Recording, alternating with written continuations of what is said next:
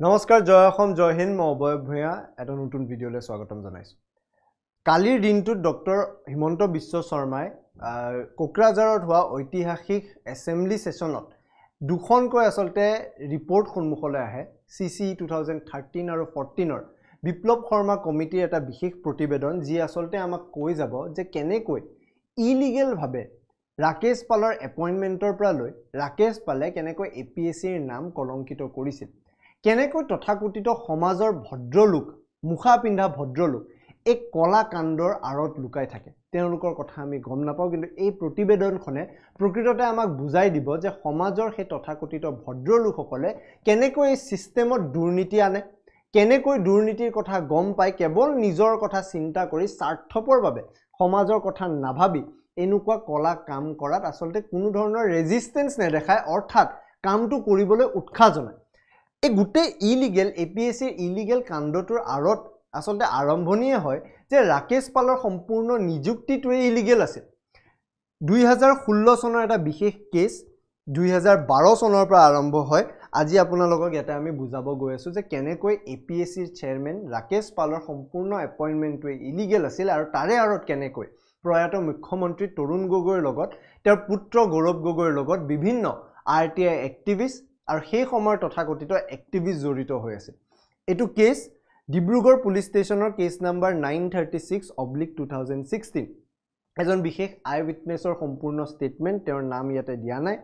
এই আই উইটনেছ জনো এজন একিউজ আছিল অৰ্থাৎ তেওঁৰ ওপৰতো গোচৰ ৰুজু হৈছিল তেওঁ অভিযুক্ত আছিল এই আই উইটনেছ জনে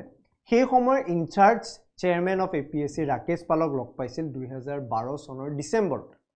খানাপাৰাৰ ভেটেনাৰী ফিল্ডত এটা সৎসং বিহাৰৰ বিশেষ অনুষ্ঠান আয়োজন কৰিবলৈ ডিসেম্বৰ 2012 পৰা জানুৱাৰী 2013 লৈকে আসলতে এই বিশেষ ব্যক্তিজনে ৰাকেশ পালক লগ পাইছিল সেই সময়ত এই বিশেষ ব্যক্তিজনে কেম্পাছ কমিটিৰ সভাপতি হিচাপে কাম কৰি আছিল লগতে তেওঁ সাব ডিভিজনেল অফিচাৰ হিচাপেও কাম কৰি আছিল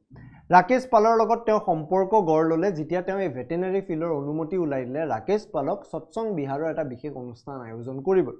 সেই সময়ত ৰাকেশ পালে এইখিনি কাম কৰি দিয়া হৈ দেখা পালে যে এই বিশেষ আই উইটনেছজন আৰু ৰাকেশ পালৰ মাজত সম্পৰ্ক ভাল হয় তেওঁলোক ক্ৰমাত উচৰ চাপে আৰু ক্ৰমাত তেওঁলোকৰ সম্পৰ্ক ভাল হয় এটা হেতু সময়ত ৰাকেশ পালে in-charge chairman of the APSC হিচাপে কাম কৰি আছিল আৰু এই বিশেষ আই উইটনেছজনে যিহেতু সাব ডিভিজনেল অফিচাৰ হিচাপে কাম কৰি আছিল তেওঁ নিজৰ প্ৰমোশনৰ কাৰণে ৰাকেশ পালৰ লগত কথা পাতিছিল ৰাকেশ পালে সেই সময়ত এই বিশেষ ব্যক্তিজনক মুকুল ডেকা নামৰ ৰিসাৰ্চ অফিচাৰ APSC তেওঁৰ লগত চিনাকি কৰাই দিয়ে এটা এই বিশেষ আই উইটনেছৰ পত্নী আৰু মুকুল ডেকাৰ ভগ্নী একেলগে স্কুলত ক্লাছমেট আছিল যাৰ কাৰণে তেওঁৰ মাজত সম্পৰ্ক আৰু ভাল হ'ল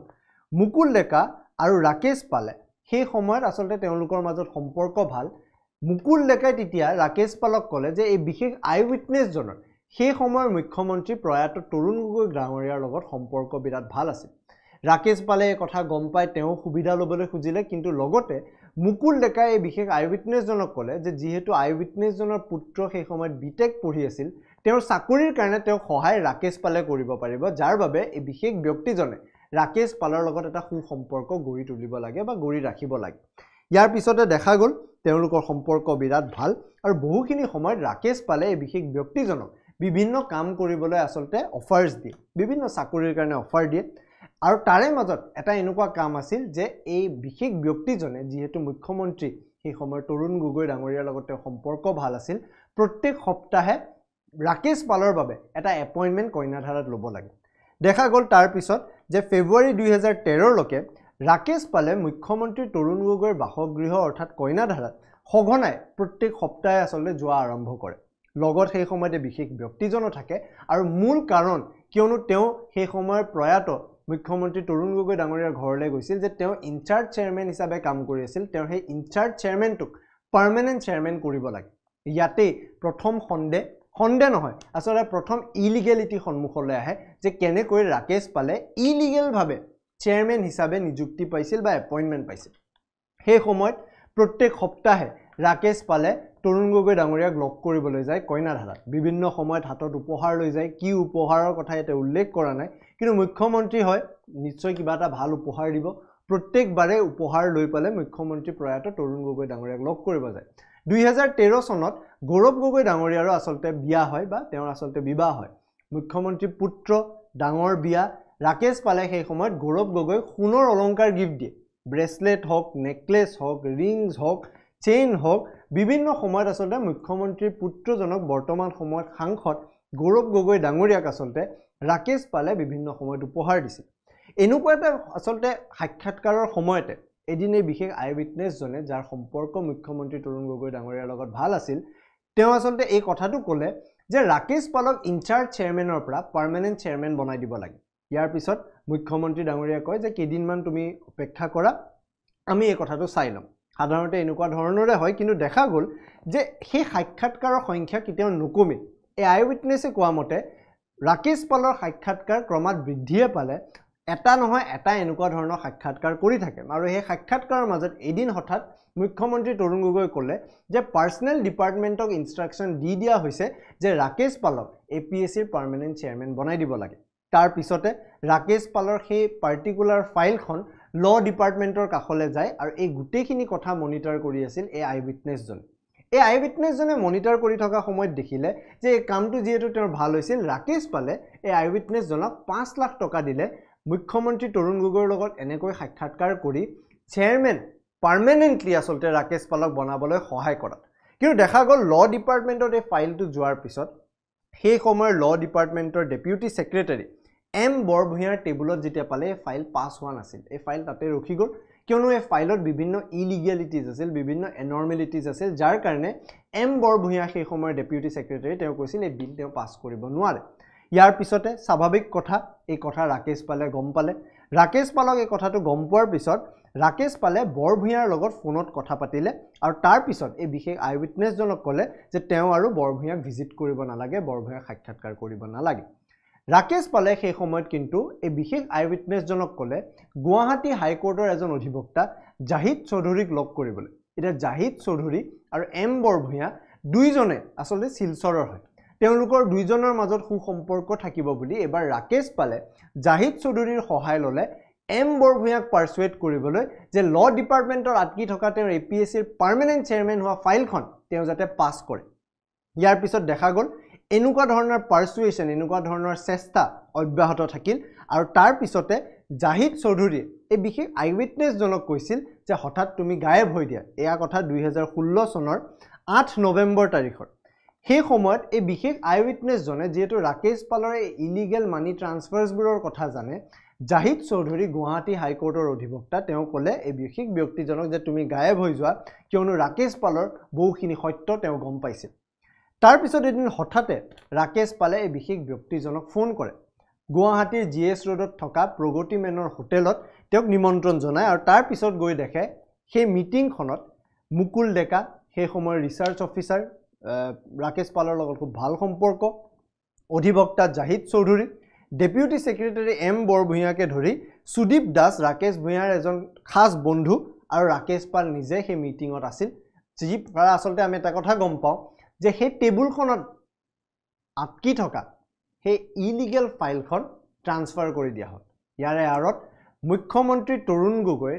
প্ৰত্যেক দিনাই বা প্ৰত্যেক সময়ত আচলতে সাক্ষাৎকাৰ কৰি থকা সেই প্ৰত্যেকটো সাক্ষাৎকাৰ সেই প্ৰত্যেকটো উপহাৰ গৌৰৱ গগৈৰ বিবাহত দিয়া সেই সোণৰ অলংকাৰ আৰু তাৰ পিছত মুখ্যমন্ত্ৰীয়ে পাছ কৰিবলৈ কোৱা সেই ফাইল ল ডিপাৰ্টমেণ্টৰ M বৰভূঞা গুৱাহাটী হাইকোৰ্টৰ এডভোকেট অধিবক্তা জাহিদ চৌধুৰীয়ে কেনেকৈ পাৰ্সুৱেট কৰি অৱশেষত ইলিগেলি এই এনৰ্মেলিটিজ থকাৰ পিছতো APSCৰ ইনচাৰ্জ চেয়াৰমেনৰ পৰা পাৰ্মানেণ্ট চেয়াৰমেন হ'ল APSCৰ চেয়াৰমেন হ'ল ৰাকেশ পাল আৰু ইয়াৰ পিছতে কুসংস্কৃতি আৰম্ভ হ'ল সেই ভয়ানক কাণ্ড আৰম্ভ হ'ল যাৰ পিছত আমি দেখা পাওঁ যে কেনেকৈ বহু কেজনৰ জীৱন ধ্বংস হ'ল ইয়াৰে এটা উদাহৰণ দিব খুজিছোঁ এগৰাকী যুৱতী আছিল সুকন্যা শৰ্মাই আন এজন উইটনেছৰ ঘৰলৈ গৈছিল যি আচলতে তেওঁ ৰিচাৰ্চ এছিষ্টেণ্ট হিচাপে ফাইনেন্স ডিপাৰ্টমেণ্টত সিলেক্ট হোৱাৰ পিছত গৈছিল সেই সময়ত এই বিশেষ আই উইটনেছজনে ৰাকেশ পালক ফোন কৰে আৰু কয় যে সুকন্যা শৰ্মাক আচলতে তেওঁ চাকৰিটো দিব পৰা যায় নেকি যাৰ পিছত ৰাকেশ পালে 8 লাখ টকা ডিমাণ্ড কৰে এই 8 লাখ টকা সুকন্যা শৰ্মাই দিব নোৱাৰাৰ ফলত এই চাকৰি সুকন্যা শৰ্মাই নাপায় এয়া দুৰ্ভাগ্য সত্য এয়াই আচলতে সেই কু সংস্কৃতি সেই কুকাণ্ড যাৰ কাৰণে আসলতে APSCৰ নামত এটা কালা ধাব্বা লাগা বুলি ক'লেও ভুল নহ'ব কিন্তু ইয়াৰে আৰত কেৱল ৰাকেশ পাল অকলে নহয় ৰাকেশ পালৰ সম্পূৰ্ণ এপইণ্টমেণ্টটোৱে যে কিছুমান সাক্ষাৎকাৰত যোৱা উপহাৰ আছিল যে কাবাৰ বিয়াত পোৱা সোণৰ চেইন আছিল এইবোৰ ইলিগেল এপইণ্টমেণ্টৰ কাৰণে APSCৰ ডাঙৰ কাণ্ডটো সম্ভৱ হয় ইয়াৰ পিছত আৰু এজন বিশেষ ব্যক্তি এই গোটে কাণ্ডটোৰ লগত জড়িত হৈ যায় তথাকথিত RTI এক্টিভিষ্ট এটা ৱেব পোৰ্টেলৰ মালিক আৰু কেদিমান পূৰ্বে জেল খাটি আহা দুলাল বৰাৰ কাণ্ড এয়া নতুন নহয় এই কমিটিৰ ৰিপৰ্টে কয় দুলাল বৰাক ৰাকেশ পালে 2 লাখ টকা দিছিল কিয়নো ৰাকেশ পালে এখন চুৰি হোৱা দামী গাড়ী আসলতে ক্ৰয় কৰিছিল ৰাকেশ পালৰ এই কথাটো গম পায় সেই সময়ত RTI তথাকথিত RTI এক্টিভিষ্ট দুলাল বৰাই এটা কেছ ৰুজু কৰে ৰাকেশ পাল আৰু সেই সময়ৰ SSP গুৱাহাটীৰ চিটিৰ AP তিৱাৰীৰ বিৰুদ্ধে 2014 চনত এই কথা সন্মুখলৈ অহাৰ পিছত ৰাকেশ পালে যেতিয়া বিশেষ দুলাল বৰাৰ লগত কথা পাতে তেতিয়া আসলতে দুলাল বৰাক 2 লাখ টকা দিয়ে যাৰ পিছত এই কেছটো উঠাই লয় কিন্তু AP তিৱাৰীৰ ওপৰত কেছটো লাগিয়ে থাকে আৰু এজন বিশেষ ব্যক্তি সেই সময়ৰ কৃষক মুক্তি সংগ্ৰাম কমিটিৰ এজন জ্যেষ্ঠ নেতা আজিৰ তাৰিখত তেওঁ কৃষক মুক্তি সংগ্ৰাম কমিটি বা অখিল গগৈৰ নেতৃত্বত থকা আসলতে তেওঁ দল ত্যাগ কৰিলে সেই ব্যক্তিজন আছিল কমল মেধি এই আইউইটনেছজনে কয় যে কমল মেধিক 3 লাখ টকা দিছিল কিয়নো ৰাকেশ পালে অখিল গগৈক লগ কৰিব খুজিছিল কেইবাবাৰো ৰাকেশ পালে অখিল গগৈৰ লগত ফোনত কথা পাতিছিল কিন্তু অখিল গগৈ কেতিয়াও সাক্ষাৎকাৰ কৰা নাছিল কিন্তু ৰাকেশ পালে এটা সময়ত এই আইউইটনেছজনক কৈছিল যে মিটিংখন ফিক্স যেহেতু নহল 3 লাখ টকা কমল মেধিক দিব লাগে এতিয়া সেই টকাৰ একাউণ্টেবিলিটি কাৰ লগত আছে সেই কথা আমি নাজানো এয়া হৈছে দুখ লগা কথা কেনেকৈ ৰাকেশ পালৰ সম্পূৰ্ণ ইলিগেল এপইণ্টমেণ্টে এটা সম্পূৰ্ণ প্ৰজন্মৰ বহুখিনি লোকৰ জীৱন ধ্বংস কৰিল ছাত্ৰ ছাত্ৰীৰ কথা আহিলে আপোনালোকৰ আৰু ভয় লাগিব কিয়নো বহু সময়ত ছাত্ৰ ছাত্ৰীয়ে পাবলগীয়া মাৰ্কছতকৈ 5 মাৰ্ক 10 মাৰ্ক বেছিকৈ দি বহুখিনি ডিজাৰ্ভিং ষ্টুডেণ্টক তেওঁলোকে পাবলগীয়া চাকৰিটো নিদিলে ৰাকেশ পালে বা APSCয়ে সেই সময়ত এনেকুৱা এটা উদাহৰণ দেখাইছো এখন তালিকা আপোনালোকৰ সন্মুখত মই কৈ যাম Shri Bhaskar Dutta Das ACS junior grade তেওঁ এখন ফেক আনসাৰ স্ক্ৰিপ্ট বিচাৰি পাইছিল জেনাৰেল ইংলিছ সাবজেক্টৰ সেই আনসাৰ স্ক্ৰিপ্ট ৰিকভাৰ আকৌ হৈছিল ৰাকেশ পালৰ ঘৰৰ পৰা অৰ্থাৎ APSCত পৰীক্ষা দিয়া আনসাৰ শীট ৰাকেশ পালৰ ঘৰলৈকে গৈ পাইছিল ইয়াতে আসল কথা আছিল তেওঁ 148 স্কোৰ পাইছিল 300ৰ ভিতৰত জেনাৰেল ইংলিছত আৰু সেই 148ক বৃদ্ধি কৰি 198 লৈকে বনাই দিছিল এখন ফেক আনসাৰ স্ক্ৰিপ্ট আসলতে বনাই পালে বা তৈয়াৰ কৰি যি আনসাৰ স্ক্ৰিপ্ট ৰাকেশ পালৰ ঘৰৰ পৰা বিচাৰি পাইছিল আন এজন ব্যক্তি ভাস্কৰ চন্দ্ৰ দেৱ শৰ্মা পুনৰ ACS জুনিয়ৰ গ্ৰেড তেওঁৰ ফেক আনসাৰ স্ক্ৰিপ্ট পাইছিল জেনাৰেল ইংলিছ আৰু জেনাৰেল ষ্টাডিজৰ তেওঁৰ আনসাৰ স্ক্ৰিপ্ট জেনাৰেল ইংলিছ আৰু জেনাৰেল ষ্টাডিজৰ ৰিকভাৰ কৰিছিল আকৌ এবাৰ ৰাকেশ পালৰ ঘৰৰ পৰা তেওঁৰ অৰিজিনেল মাৰ্ক জেনাৰেল ষ্টাডিজত আছিল 99 টোটেল মাৰ্ক 104ৰ পৰা আৰু পলিটিক্যাল সায়েন্সৰ পেপাৰত আছিল 45 আৰু অসমীয়া পেপাৰত আছিল 93 এই মাৰ্কস বৃদ্ধি কৰি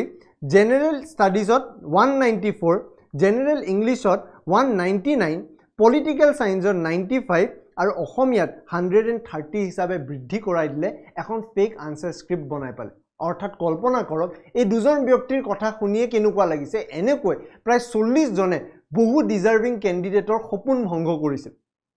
আৰু এজন উদাহৰণ অমৃতজ্যোতি শৰ্মা তেওঁৰ ফেক আনসাৰ স্ক্ৰিপ্ট পাইছিল জেনাৰেল ইংলিছ আৰু জেনাৰেল ষ্টাডিজৰ এইখিনি পুনৰ এবাৰ ৰাকেশ পালৰ ঘৰৰ পৰা পাইছিল তেওঁ অৰিজিনেল স্কোৰ জেনাৰেল ইংলিছত আছিল 89 যি 89 189 লৈকে ফেক স্ক্ৰিপ্ট বিচাৰি পালে ফেক স্ক্ৰিপ্ট ব্যৱহাৰ কৰি বৃদ্ধি কৰা হ'ল তেওঁৰ অৰিজিনেল ইংলিছত আছিল 86 এডুকেশ্যনত আছিল 41 এডুকেশ্যনৰ 2 নম্বৰ পেপাৰত আছিল 62 সোশিয়োলজিৰ পেপাৰ নম্বৰ আছিল 77 সোশিয়োলজিৰ পেপাৰ 2ত আছিল 92 এই মাৰ্কস বৃদ্ধি কৰি 186 111 112 117 আৰু 132 লৈকে ফেক স্ক্ৰিপ্ট ব্যৱহাৰ কৰি বৃদ্ধি কৰিলে অৰ্থাৎ কল্পনা কৰক কিমান মাৰ্কস এখন ফেক স্ক্ৰিপ্ট ব্যৱহাৰ কৰি সেই সময়ত ৰাকেশ পালে এনেকুৱা বহুতৰ জীৱন ধ্বংস কৰিছিল এই তালিকা যদি আপোনালোকে চাই তালিকা শেষ নহয় এনেকুৱা বহু কেজনৰ বহু উদাহৰণ এই কমিটিৰ ৰিপৰ্টত সন্মুখলৈ আহিছে এতিয়া আজিৰ তাৰিখত বহু বছৰ হৈ গল দুখ কাক দিব